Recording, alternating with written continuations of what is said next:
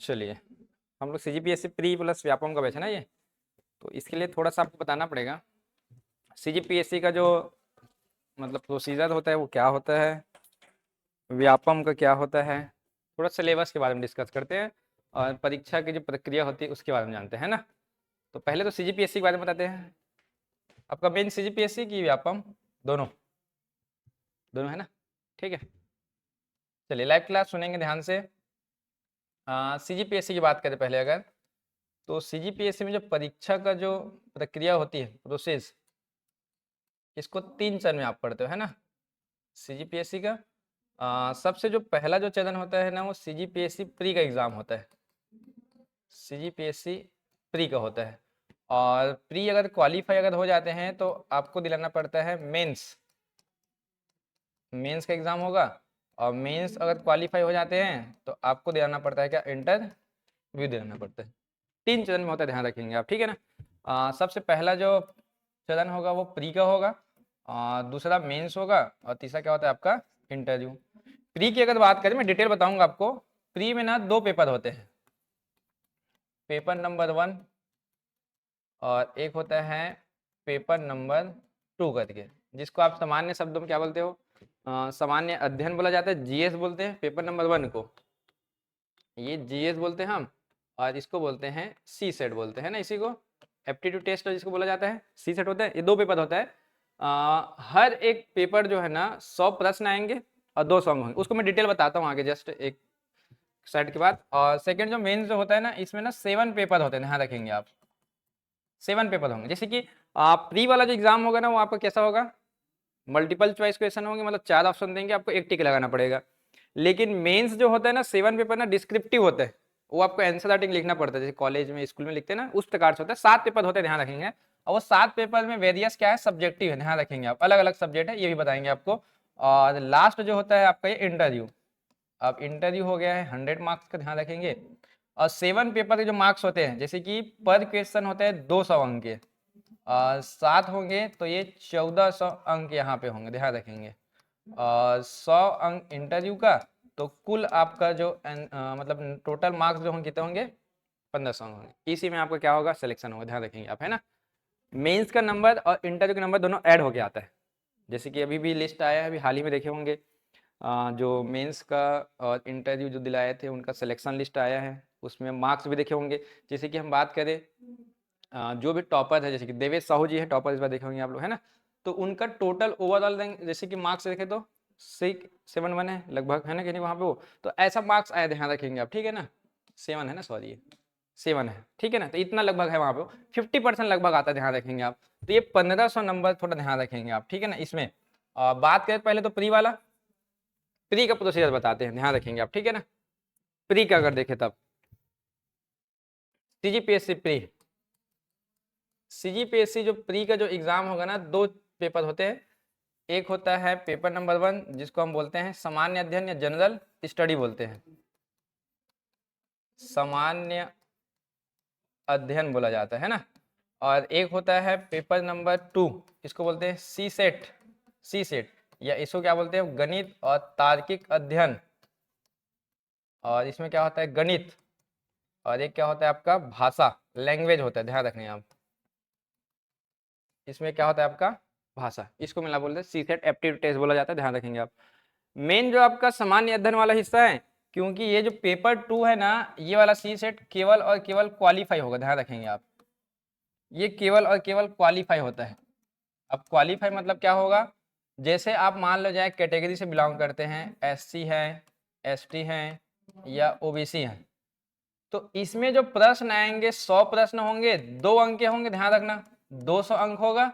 तो आप अगर इस कैटेगरी से बिलोंग करते हो तो आपको 23 मार्क्स लाना है बस।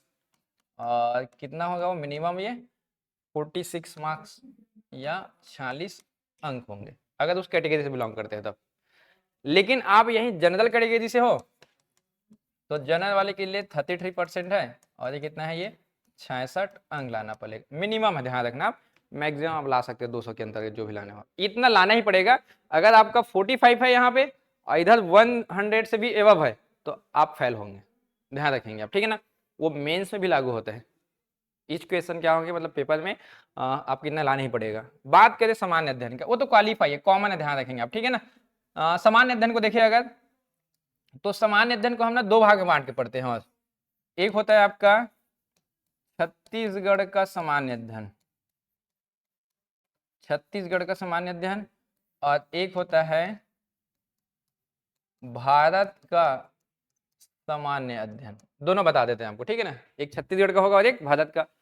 इसमें भी 100 प्रश्न होंगे और 2 अंक के होंगे, और अंक कितने होंगे, ये 200 अंक होंगे, ये भी ध्यान रखेंगे। अब इसमें डिवाइड क्या किया गया है, 50% ये आएगा और 50% इससे आएगा, ये ऐसा बोला गया है, क्योंकि स्टेट गवर्नमेंट का पेपर है। तो 50% स्टेट का होगा ही होगा, ध्यान रखना 50% ध्यान रखेंगे आप, ठीक है ना। अब ये 50% में क्या क्या चीज पढ़ना रहता है, सुनना थोड़ा सा ध्यान से। सबसे पहला आपको पढ़ना है छत्तीसगढ़ का क्या, भूगोल, छत्तीसगढ़ का जियोग्राफी पढ़ना है, ध्यान रखेंगे। फिर छत्तीसगढ़ का आपको पढ़ना है क्या, इतिहास, और छत्तीसगढ़ पढ़ना पड़ेगी उसकी अर्थव्यवस्था, छत्तीसगढ़ की अर्थव्यवस्था, और सबसे इंपॉर्टेंट चीज पढ़ना है आपको छत्तीसगढ़ की जनजातियां, जनजातियां, और क्या पढ़ना है, छत्तीसगढ़ की कला, और छत्तीसगढ़ की संस्कृति क्या क्या है, पर्व त्योहार जितने मनोरंजन के होते हैं वो सब आएगा आपका, है ना, महीने में आ जाएगा ये।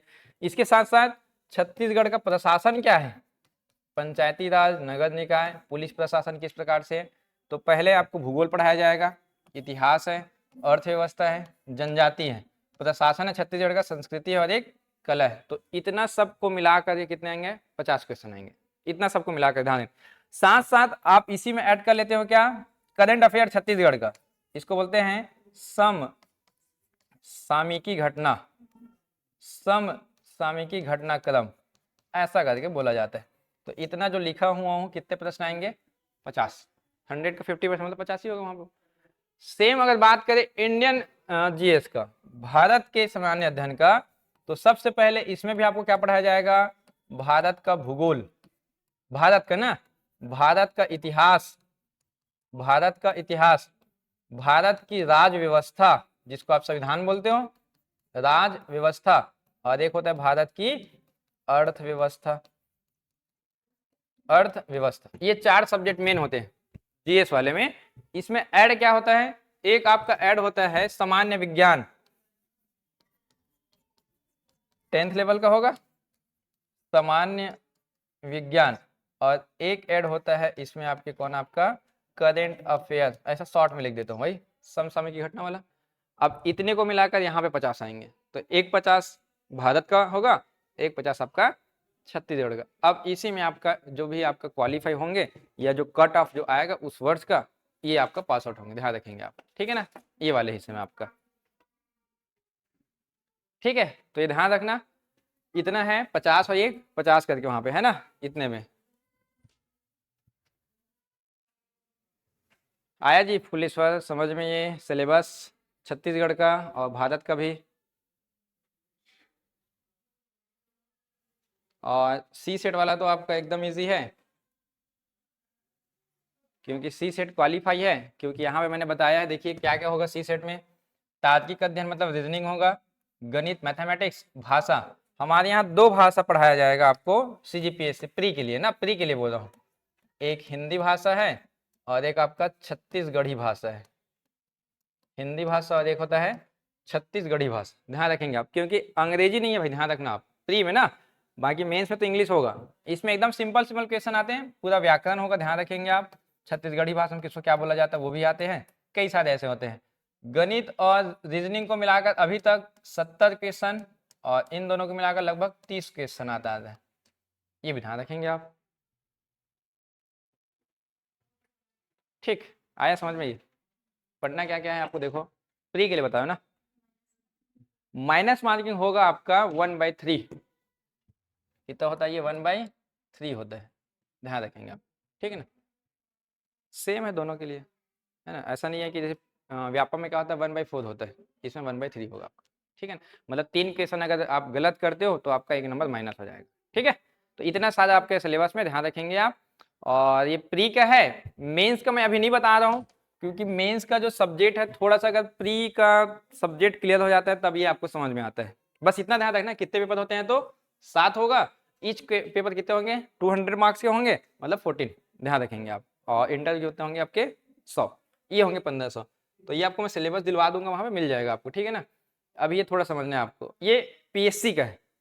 अब मैं थोड़ा सा व्यापम का बता दूं, सुनना ध्यान से, है ना, क्योंकि पीएससी और व्यापम में थोड़ा सा डिफरेंट होता है। सीजी व्यापम, पहले तो सीजी व्यापम का आपको थोड़ा पोस्ट समझना पड़ेगा। सीजी व्यापम का थोड़ा पद जानना जरूरी है आपको, है ना। सीजी पीएससी तो कॉमन है, वही टॉप के आप पोस्ट सुने होंगे, deputy collector, deputy superintendent of police, account officer, नायब तहसीलदार, ऐसे सुने होंगे आप। जैसे सासो का पद है, या असिस्टेंट जेलर, है ना, सुपरिटेंडेंट का पद है वहाँ पे वो, या महिला एवं बाल विकास का पद आता है, सीटीआई आता है, कमर्शियल टैक्स इंस्पेक्टर, ऐसा करके वो सब बड़े बड़े पद। लेकिन ये वाला जो है ना व्यापम ना, ये थोड़ा नीचे लेवल का होगा। अब जैसे कि सामान्य भाषा में या सामान्य जानकारी के तौर पे आप जानते होंगे पटवारी, कॉमन पेपर है ये, कौन सा, व्यापम का पटवारी। जैसे कि एक और पटवारी होता है जिसको अभी हम पढ़ने वाले हैं, अमीन पटवारी। जैसे आप तैयारी कर रहे होंगे, मान लो जाए 7 दिसंबर का पेपर है ना ये, अमीन पटवारी। जैसे कि इसमें आप पढ़ते हो मंडी निरीक्षक, जैसे आने वाला एग्जाम है, कैलेंडर में है मंडी निरीक्षक का। एक आप पढ़ते हो मुख्य रूप से शिक्षक भर्ती, शिक्षक भर्ती का तो अलग ही तैयारी होता है खैर हमारे यहाँ, ठीक है। और आप पढ़ते इसके अंतर्गत का श्रम निरीक्षक, लेबर इंस्पेक्टर पढ़ते इसी को, श्रम निरीक्षक। एक आप पढ़ते हो श्रम परीक्षक, ऑडिटर, श्रम परीक्षक। और इसके अंतर्गत अभी आप लोग पुलिस भर्ती भी पढ़े होंगे, आया था अभी एग्जाम में पुलिस भर्ती। और इसके साथ साथ नगर सैनिक का पेपर लिया था व्यापम में भी। और इसके अलावा फॉरेस्ट वन विभाग का लिया था अभी, वन विभाग। इसके अलावा लैब टेक्नीशियन का लिया था अभी, लैब टेक्नीशियन का, लैब टेक्निक का लिया था ना अभी। ये ऐसे कई सारे वेरियस क्या होते हैं, पोस्ट होते हैं किसका, व्यापम के। लेकिन इस व्यापम के पद में हर एक समय पे सिलेबस समान नहीं होगा। जैसे कि आप हाल ही में चर्चित पेपर हुआ था कुछ समय पहले, हॉस्टल वार्डन, हॉस्टल वार्डन का पेपर हुआ था अभी हाल ही में कुछ समय पहले, ध्यान रखिएगा, ठीक है ना। अब इसका सिलेबस और पटवारी का सिलेबस बिल्कुल अलग है। क्यों, इस हॉस्टल वार्डन में बाल मनोविज्ञान दिया था, ध्यान रखेंगे आप, बाल मनोविज्ञान ये दिया था, अलग से दिया था, जो कि अदर पेपर में नहीं होता है। जैसे कि मंडी बोर्ड का पेपर होगा तो मंडी से संबंधित देगा। जैसे कि श्रम निरीक्षक का हुआ था एग्जाम पिछले 2 साल पहले, तो उसमें लेबर डिपार्टमेंट के कुछ कुछ क्या है प्रोविजन दिए गए थे, मतलब उसके प्रावधान दिए गए थे, वहां पे वो अलग से आता है। सम परीक्षक पढ़ोगे तो इसमें 100 प्रश्न तो हिंदी का ही होता है, सोचो 100 प्रश्न हिंदी का होता है इसमें, ध्यान रखना। इसके अलावा पुलिस भर्ती नगर सैनिक में अलग अलग दे दिया था, 20 मैथ्स 20 रीजनिंग ऐसा करके दे दिया था वहां पे वो। और अभी अमीन पटवारी का आप देखे होंगे, मैं एग्जाम्पल उसी का ले रहा हूँ, अमीन पटवारी का, अमीन पटवारी आप देखे होंगे। अमीन पटवारी में सबसे ज्यादा कौन सा है, मैथ्स और रीजनिंग, मैथ्स और रीजनिंग का वेटेज सबसे ज्यादा है, ध्यान रखेंगे आप। इन दोनों को मिला करके 20-20 प्रश्न है, 40 है ये। और आप पढ़ेंगे हिंदी कितना है 10, अंग्रेजी कितना है 10, और कंप्यूटर कितने हैं आपके 10। अब देखो यहाँ 10-10 दे दिया है, और हॉस्टल वार्डन वाला पढ़े थे तो उसमें कम था, 55 था, वहाँ पे 6-6 दे दिया था। जीएस वाला हिस्सा, जीएस का हिस्सा भी वेटेज कम कर दिया। पहले क्या होता था, जितने पेपर होते थे ना वो 150 मार्क्स के होते थे, मतलब 150 क्वेश्चन होता था। कितने प्रश्न होते थे 150, और एक प्रश्न 1 नंबर का होता था, तो ये हो जाते कितने अंक का 150 अंक का। और माइनस कितना होता था ऋणात्मक, तो 1/4 होते थे। लेकिन 2019 के बाद से हम देखते आ रहे हैं कि व्यापम की जो परीक्षाएं ना वो 100 क्वेश्चन होते जा रहे हैं, ध्यान रखेंगे आप। तो 100 क्वेश्चन आते जा रहे हैं, 100 नंबर के, ध्यान रखेंगे आप। तो हर एग्जाम में हर का सिलेबस क्या होगा, अलग अलग होंगे, ठीक है। जैसे ही पेपर आएगा हम आपको बताते जाएंगे किस प्रकार से है। शिक्षक भर्ती आप पढ़ते हो इंडिविजुअल अलग से आप, तो उसमें सीडीपी है 30 नंबर का, रीजनिंग तो नहीं है, मैथमेटिक्स है, और साइंस मिलाकर 30 नंबर है आपका, ठीक है। उसमें इंग्लिश 25 है, हिंदी 25 है, जीएस 20 नंबर आता है, वर्ग 2 वर्ग 3 करके। तो ये आपका प्री का बता दिया, और ये आपका व्यापम का हो गया, ठीक है। मैं इसमें जो इंडियन वाले में जो पढ़ाऊंगा भारत का सामान्य अध्ययन में, वो होगा आपका ये भारत का भूगोल, मैं भारत का भूगोल पढ़ाऊंगा आप लोगों को। आज जो नया जो आपका सब्जेक्ट चालू होगा, एक हम यहाँ से लेंगे और एक ये वाला पढ़ाएंगे आपको, मतलब छत्तीसगढ़ का चालू करेंगे। एक जीएस इसमें एक और लेंगे, क्योंकि ये जीएस जो है ना थोड़ा वेटेज ज़्यादा होता है, तो हम 2 सब्जेक्ट को लेकर हम प्रारंभ कर रहे हैं आपका सीजीपीएससी प्री और व्यापम का बैच। ठीक है, लॉन्ग टर्म बैच होगा, ध्यान रखेंगे आप। ठीक है, तो मैं थोड़ा सा भूगोल के बारे में बताता हूँ। हेडिंग डालेंगे आप लोग भारत का भूगोल, क्योंकि विश्व भूगोल तो है नहीं आपके में पीएससी में। लाइव क्लास भारत का भूगोल देखते हैं।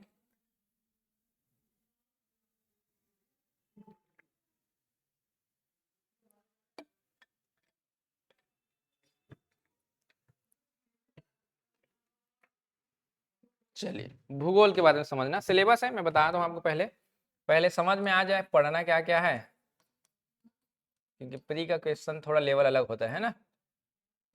भूगोल ज्योग्राफी के अंतर्गत ना 3 भाग बांटते हैं हम लोग। एक होता है भौतिक भूगोल, भौतिक भूगोल पहला, और दूसरा जो होता है आपका आर्थिक भूगोल, आर्थिक भूगोल, और तीसरा जो होता है आपका मुख्य रूप से मानवीय भूगोल, मानवीय भूगोल। ये 3 प्रकार से हम पढ़ेंगे। ठीक है, भौतिक भूगोल, आर्थिक भूगोल, एक होगा आपको कौन सा ये मानवीय भूगोल। पहले सबसे पहले देखते हैं भौतिक भूगोल के अंतर्गत क्या क्या आता है। तो भूगोल के अंतर्गत क्या क्या आता है, सबसे पहले हम पढ़ेंगे, फर्स्ट पॉइंट डाल देता हूं, भारत की स्थिति एवं विस्तार। ये पहला पॉइंट होगा, ध्यान रखेंगे। भारत की स्थिति मतलब क्या है, उसका लोकेशन जानना है, और विस्तार मतलब उसका एक्सटेंड कहाँ से कहाँ तक है। जैसे कि सामान्य शब्द हम थोड़ा सा बता रहे हैं अभी पहला दिन में। जैसे कि मान लीजिए एक ग्लोब है, और इस ग्लोब में भारत कहीं ना कहीं तो होगा, जैसे कि आपका भारत है, तो इतने बड़े ग्लोब में भारत का लोकेशन कहाँ पे, ये जानना है आपको। अब उसके लिए 2 चीज पढ़ेंगे स्थिति जानने के लिए। क्या क्या होता है, एक होता है अक्षांश, लैटिट्यूड बोलते हैं ना इसी को, और एक होता है क्या, देशांतर, लॉन्गिट्यूड। एक लैटिट्यूड और एक क्या होता है लॉन्गिट्यूड। तो अक्षांश और देशांतर देखा पढ़ेंगे, पता चलेगा भारत यहाँ पे। अब उसका विस्तार कहाँ कहाँ से फैला है, तो भारत का विस्तार किस जगह से कितने एरिया में फैला हुआ है, तो ये आपको इसका लोकेशन पता चल जाएगा। तो भारत क्या हो गया, यहाँ से यहाँ और यहाँ से यहाँ तक फैला हुआ है। ये पहला पॉइंट होगा, स्थिति और क्या इसके विस्तार। सेकंड नंबर समझेंगे, मैं लिखने का समय दूंगा आपको, ठीक है ना। सेकंड नंबर, भारत का भौगोलिक विभाजन जानना है। जियोग्राफिकल डिवीजन है, या इसको बोलते हैं भौतिक विभाजन। भौतिक विभाजन के अंदर क्या क्या आता है, जैसे कि आपने तो जान लिया भारत ये वाला हिस्सा है, इतना बड़ा भारत है ये वाला हिस्सा, आपने ऐसा जान लिया। अब उसका जियोग्राफिकल नेम क्या क्या है, तो सबसे नॉर्दर्न साइड आप पढ़ते हो क्या, पर्वत, आपको पढ़ाया जाएगा एक हिमालय पर्वत, वहां पढ़ेंगे नॉर्थ साइड में, है ना। ये जो आपका साउदर्न जो साइड है, ये ऐसा कुछ फैला है ट्राइंगल शेप में, ये वाला हिस्सा, इसको हम लोग बोलते हैं क्या, पठार, प्रायद्वीप पठार। सेकेंड नंबर को है आपका प्रायद्वीप पठार। और ये पर्वत और पठार के बीच का जो हिस्सा है, ये वाला हिस्सा, यहाँ पे आपको देखने को मिलेगा मैदान, और इसको क्या बोलते हैं, मध्य का मैदान, मध्य का मैदान बोलते हैं, या यही क्या कहलाता है आपका, गंगा ब्रह्मपुत्र का मैदान बोला जाता है। यही वाला हिस्सा जो ग्रीन कलर बनाया गया है। साथ साथ भारत का जब लोकेशन जानते हैं ना, तो हमको पता चलता है ये जो आपका वेस्ट साइड में है ये अरब सागर है, और ईस्ट साइड में क्या है आपका बंगाल की खाड़ी, और नीचे वाला क्या है आपका हिंद महासागर। तो भारत का ये वाला हिस्सा कोस्टल लाइन कहलाता है, ये वाला हिस्सा येलो लाइन जो खींचा गया है, तो उसको क्या बोलते हो, तटीय मैदान। देखो 2 मैदान है, एक मध्य का मैदान और एक कौन सा, तट का मैदान। आया समझ में ये। तो फिजिकल डिवीजन कितने प्रकार के होंगे, 4। पर्वत में कौन सा पढ़ेंगे हम लोग, हिमालय, इसमें आपको पढ़ाया जाएगा हिमालय पर्वत। पठार में कौन सा पढ़ेंगे, प्रायद्वीप पठार, ये वाला हिस्सा। ठीक है, ये 4 पढ़ना है। लेकिन भारत में एक्स्ट्रा क्या चीज है, तो देखिए एक बार, है ना, यहाँ पे ना एक द्वीप समूह है लक्षद्वीप, और यहाँ पे एक द्वीप समूह है अंडमान निकोबार। तो आपको एक्स्ट्रा क्या पढ़ाएंगे हम, एक पढ़ेंगे द्वीप समूह एक्स्ट्रा में, ध्यान रखना। और भारत का ये वाला हिस्सा ना डिजर्ट है, मरुस्थल, तो आपको क्या पढ़ाया जाएगा, मरुस्थल, मरुस्थल स्थल करके, ठीक है। ये पहले लिखेंगे दोनों पॉइंट, हेडिंग डाल के लिखो पहले। ये पहले तो सिलेबस पता होना चाहिए, उसके बाद हम पढ़ेंगे आगे, ठीक है ना। लिखो पहले इसको, लिखिए लाइव क्लास आप भी। 30 मैदान है ना, लास्ट वाला चौथा नंबर मैदान है वो, ठीक है। कुलेश्वर जी, शुभ नाम रुपेश कुमार जी, ठीक है। हुआ, लिखे यहाँ पे। सेकंड है ना, थर्ड नंबर समझेंगे। थर्ड नंबर में क्या पढ़ना है आपको। अब ये जितना बताया हूं, ये वाला जो है ना भूमि के ऊपर का हिस्सा है ना, पर्वत पठार मैदान भूमि के कहा है, ये ऊपर है। अब भूमि के नीचे अंदर में क्या होता है, उसको बोलते हैं हम लोग भूगर्भिक संरचना। भूगर्भिक संरचना बोला जाता है, ये ध्यान रखेंगे। भूमि के अंदर खास तौर पे हम इसको क्या पढ़ेंगे, चट्टाने पढ़ेंगे, रॉक, ध्यान रखना आप, ठीक है ना। और इसमें बहने वाली नदियां, तो आप क्या पढ़ते हो, नदियां में अपवाह तंत्र पढ़ेंगे। और अपवाह तंत्र पढ़ लेते हो नदियां, तो क्या मिट्टी, मृदा, सॉइल, ये पढ़ते हो। सॉइल पढ़ते तो क्या वनस्पति, वनस्पति, और वनस्पति डिपेंड करता है किसके ऊपर, जलवायु के ऊपर। तो ये 7 पॉइंट जो है किसके अंदर आता है, भौतिक विभाजन ना, ठीक। इसको लिख लो 7 पॉइंट को, इतना पढ़ना है आपको जियोग्राफिकल में, ठीक है। अपवाह तंत्र, भूगर्भिक संरचना, मिट्टी, वनस्पति, जलवायु, ये मेन होता है आपका,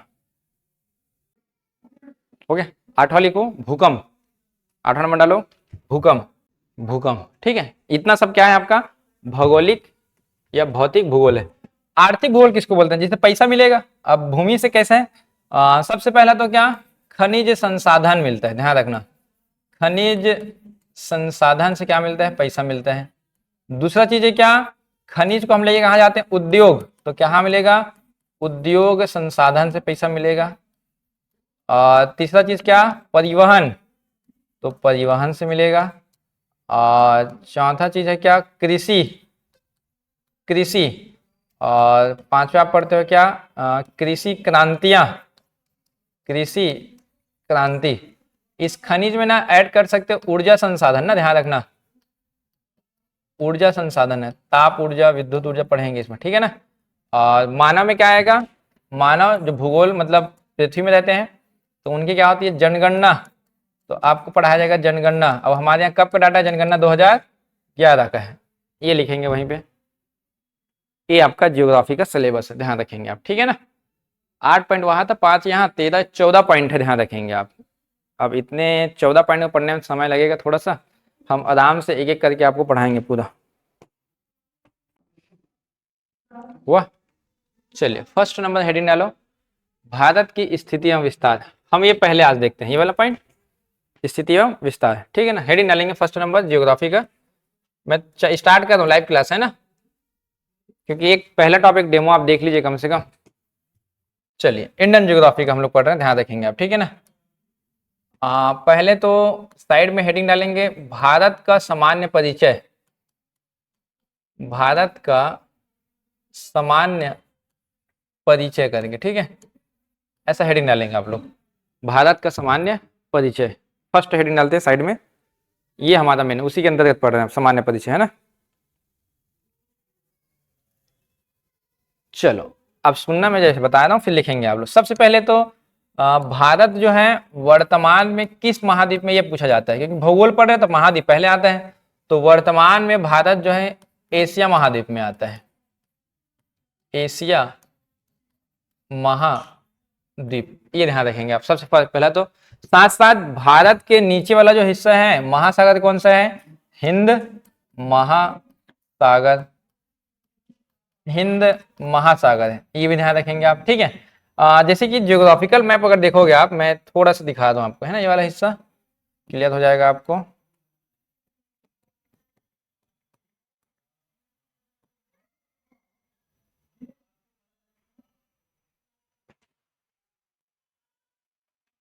देखिए ये ना 7 महाद्वीप है, देखो आप, दिख रहे जी फुलेश्वर,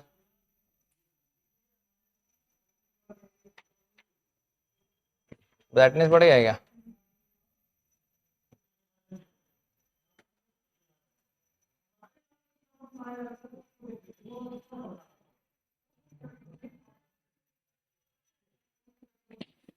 ये दिखेगा।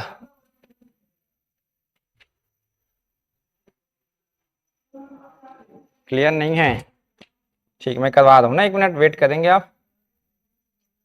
चलो पहले मैं इन लोग को दिखा देता हूँ। चलो आप देखिए पहले ये वाला हिस्सा,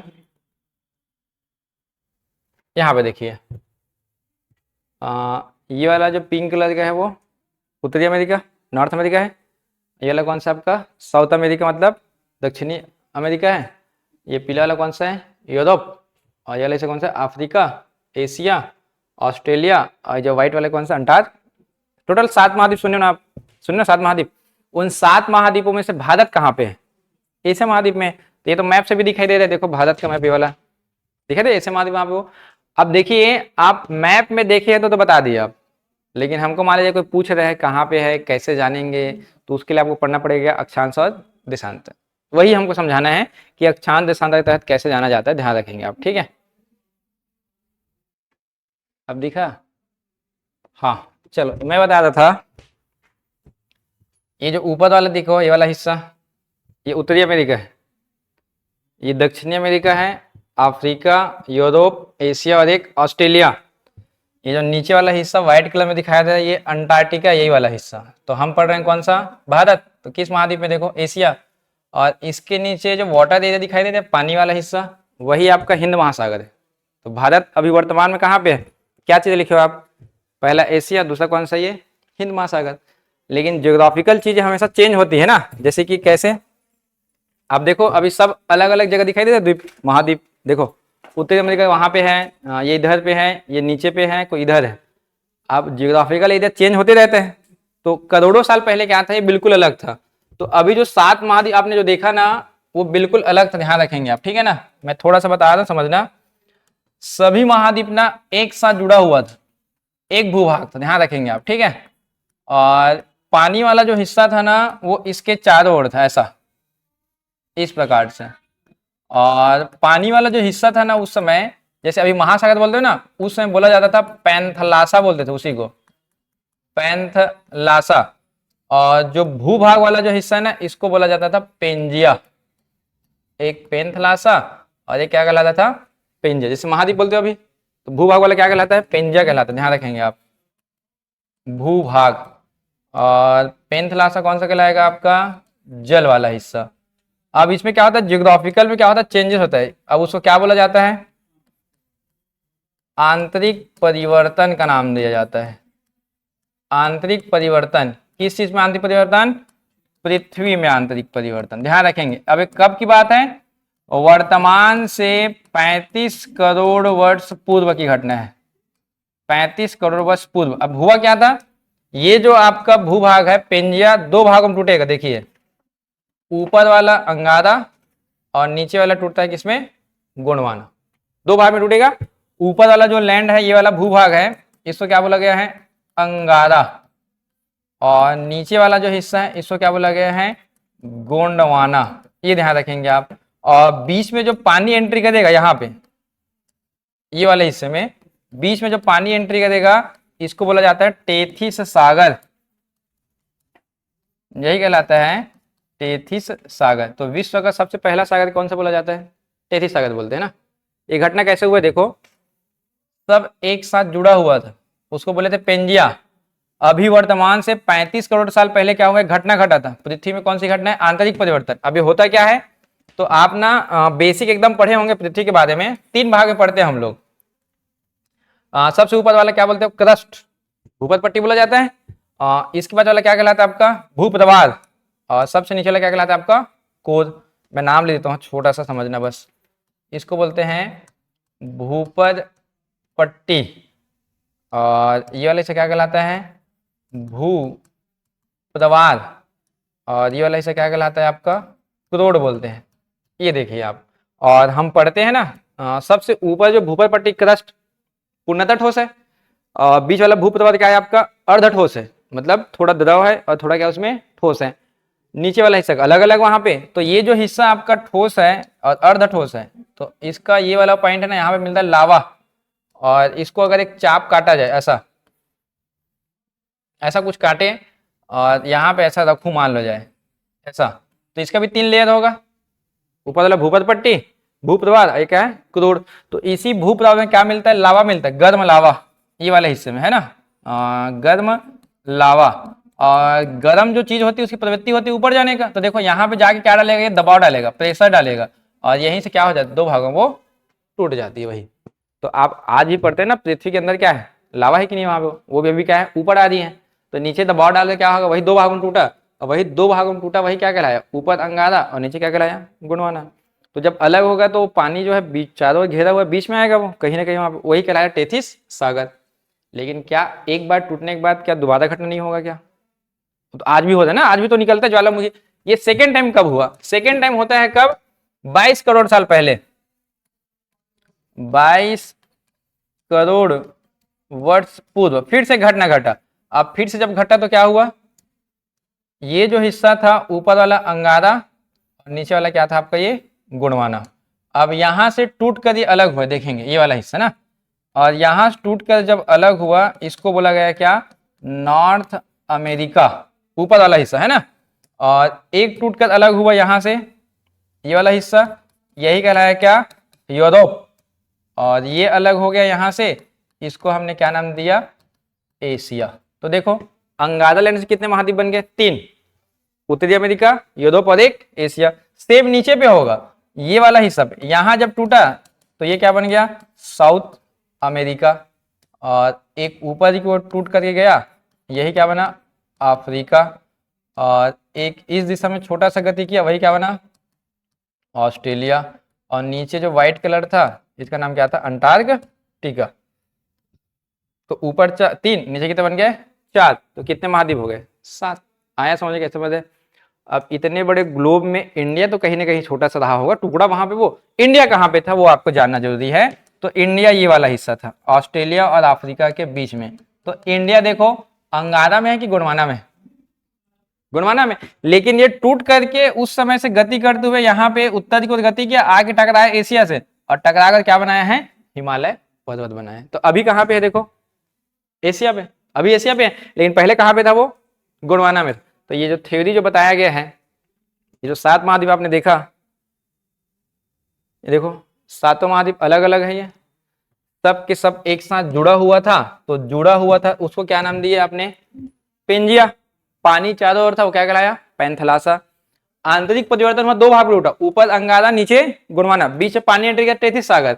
फिर से घटना हुआ 22 करोड़ साल पहले। तो ये 3 भाग में ऊपर वाला, 4 भाग में नीचे वाला। इंडियन प्लेट यहाँ से टूटा है और यही गति करते हुए कहाँ चले गया, वो नॉर्थ की ओर, एशिया में आ गया। अब ये घटना जो हुआ है इसको नाम दिया जाता है, जियोग्राफिकल नेम है, ध्यान रखने आप, ठीक है ना। मैं नाम लिख रहा हूँ यहाँ पे।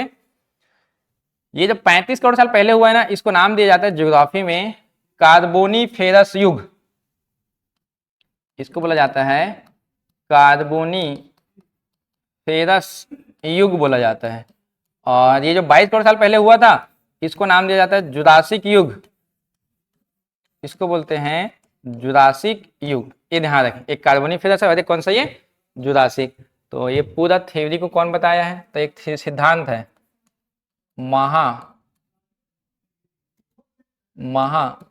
महाद्वीपीय विस्थापन सिद्धांत। महाद्वीपीय विस्थापन सिद्धांत कौन दिया, इसे प्रतिपादक कौन है, तो आप पढ़ेंगे अल्फ्रेड वेगनर। इनके अनुसार बताया हो जो भी बताया आपको, ठीक है ना। तो आपने क्या हेडिंग डाला था, भारत का सामान्य परिचय। वर्तमान में कहाँ पे है वो, किस महासागर के ऊपर है, लेकिन पहले कहाँ था, तो प्राचीन समय पे भारत कहाँ पे था, ये पता चल गया आपको। अब कहाँ पे था भारत, गोंडवाना भूभाग में था, ये बताना था मुझे। आया ना समझ में ये, ठीक है। इसको लिखो पहले आप, है ना, इसको लिखेंगे आप पहले, लिखिए लाइव क्लास इसको, हुआ जी, नाम लिख दो पूरा पूरा, शॉर्ट में हो जाएगा ना। नॉर्थ अमेरिका, साउथ अमेरिका, ऊपर यूरोप, एशिया, नीचे व्हाइट वाला अंटार्कटिका है, और ये येलो वाला फिर नीचे वाला कौन सा, ऑस्ट्रेलिया है। लेकिन सीक्वेंस में अगर पूछा जाएगा, मतलब बोला जाता है अगर क्षेत्रफल के दृष्टिकोण से, है ना, तो सबसे बड़ा महाद्वीप कौन सा होता है, एशिया। मैं सीक्वेंस में लिख दूंगा, है ना, एशिया। दूसरा कौन सा होता है, अफ्रीका, अफ्रीका। थर्ड नंबर कौन सा आता है, उत्तरी अमेरिका, उत्तरी अमेरिका। चौथा नंबर कौन सा आता है? दक्षिणी अमेरिका, दक्षिणी अमेरिका। पांचवा नंबर कौन सा आता है आपका? जैसे कि अंटार्कटिका, अंटार्कटिका। और छठा नंबर कौन सा आएगा आपका? यूरोप। और सातवां नंबर कौन सा आता है आपका? ऑस्ट्रेलिया। ऐसा एक बार सीक्वेंस लिख ले वहीं पे, है ना आप लोग। तो सबसे छोटा हो जाएगा ऑस्ट्रेलिया और सबसे बड़ा हो जाएगा आपका एशिया। लाइव क्लास ये लिखेंगे आप लोग सीक्वेंस में, सबसे बड़ा आप एशिया, सबसे छोटा आपका ऑस्ट्रेलिया। एरिया वाइज ध्यान रखेंगे आप, ठीक है। हुआ ना ये। अब देखो महाद्वीप तो मैंने बता दिए कितने महाद्वीप है, तो 7। और ये जब वाटर वाला एरिया उसको क्या बोलते हैं? महासागर बोला जाता है। तो महासागर कितने होते हैं समझना ध्यान से, मैं साइड में लिख रहा हूँ यहीं पे महासागर को, है ना। तो सबसे बड़ा और सबसे गहरा महासागर होता है कौन सा आपका? पैसिफिक ओशन, और हिंदी में बोलते हैं क्या? प्रशांत महासागर, सबसे बड़ा महासागर। सेकंड नंबर लिखेंगे अटलांटिक महासागर, अटलांटिक महासागर। थर्ड नंबर लिखेंगे हिंद महासागर, हिंद महासागर। और चौथा नंबर लिखेंगे आप लोग नीचे वाले बोलते हैं दक्षिणी महासागर, दक्षिणी महासागर। और पांचवा नंबर लिखो आर्कटिक महासागर, आर्कटिक महासागर। तो सबसे छोटा कौन सा हो जाएगा? आर्कटिक। और सबसे बड़ा हो जाएगा आपका प्रशांत, ठीक है। 6 महासागर, 5 महासागर है ना, हो गया। चलो मैप में थोड़ा समझना इस चीज को, कौन सा महासागर कहाँ पे है। देखो इसको थोड़ा सा समझना ध्यान से ना। ये उत्तरी अमेरिका और ये कौन सा है? दक्षिण अमेरिका। इन दोनों एरिया से जो ये पानी दिखा है नीले कलर का पूरा, ये प्रशांत महासागर है, ठीक है। ये उत्तरी अमेरिका, दक्षिणी अमेरिका, यूरोप और एक अफ्रीका, तो ये ऐसा बीच आकार दिखाई देता है, ऐसा पूरा फैला हुआ, ये अटलांटिक है यही। अब भारत के नीचे वाला हिस्सा कौन सा आता है आपका? हिंद महासागर आता है ये वाला। और ये जो अंटार्कटिका से लगा हुआ ये वाला जो पानी है ना, वाटर एरिया, इसको बोलते हैं दक्षिणी महासागर, या इन्हीं के नाम पे अंटार्कटिका महासागर भी बोला जाता है। और सबसे ऊपर वाला हिस्सा यहाँ पे दिखाई देता होगा ये वाला पानी, उसको बोलते हैं क्या आपका? आर्कटिक महासागर। तो कितने हो गए? 5। और सबसे छोटा कौन सा? आर्कटिक। और सबसे बड़ा कौन सा आपका? अंटार्कटिक। आया समझ में? तो हम लोग भारत के सामान्य परिचय में जो पढ़ रहे हैं अभी, देखिए फिर से वापस आ रहा हूँ। सबसे पहला आपने जाना कौन सा महाद्वीप में है? एशिया में जाने। दूसरा जाने कौन सा महासागर में है वो। लेकिन इससे पहले कहाँ पे था? भारत। तो हमने क्या पढ़ा? ये वाला थ्योरी पढ़े, आपको पूरा बताया, प्लेट महाद्वीप विस्थापन सिद्धांत, है ना, जिसमें बताया कि 7 महाद्वीप एक साथ जुड़ा हो तो पेंजिया कहलाया, महासागर वाला पेंथलासा कहलाया, 2 भाग में टूटा, अंगादा और एक गोंडवाना, फिर अलग अलग हिस्से में टूटा है। तो भारतीय हिस्सा कहाँ से टूट के आ रही? देखो नीचे से आ रहा है ना वो, तो वही टूट करके ऊपर गई है कहाँ पे? अंगादा लैंड में। आया समझ में यहाँ तक? पहला क्लास है, मैं आज एकदम बेसिक बताया हूँ, बस इतना ही। मैं कल से मैं चालू फिर से बताऊंगा इसी को। आज सिर्फ बेसिक है, फर्स्ट क्लास है, इतने बताया आपको, सिर्फ जाने हो क्या? महासागर और महाद्वीप जाने हो। आया समझ में? Live class